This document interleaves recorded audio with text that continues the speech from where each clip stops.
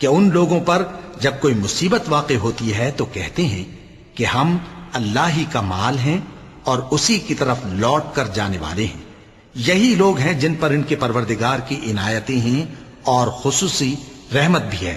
اور یہی سیدھے رستے پر ہیں۔ بے شک کوہ صفا اور مروہ اللہ کی نشانیوں میں سے ہیں، تو جو شخص خانہ کعبہ کا حج یا عمرہ کرے اس پر کچھ گناہ نہیں کہ دونوں کے درمیان چکر لگائے،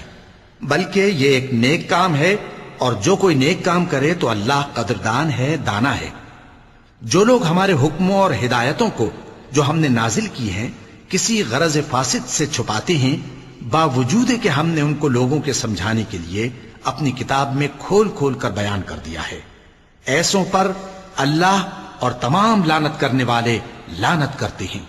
ہاں، جو توبہ کرتے ہیں اور اپنی حالت درست کر لیتے ہیں اور احکام الہی کو صاف صاف بیان کر دیتے ہیں تو میں ان کے قصور معاف کر دیتا ہوں، اور میں بڑا معاف کرنے والا، بڑا مہربان ہوں۔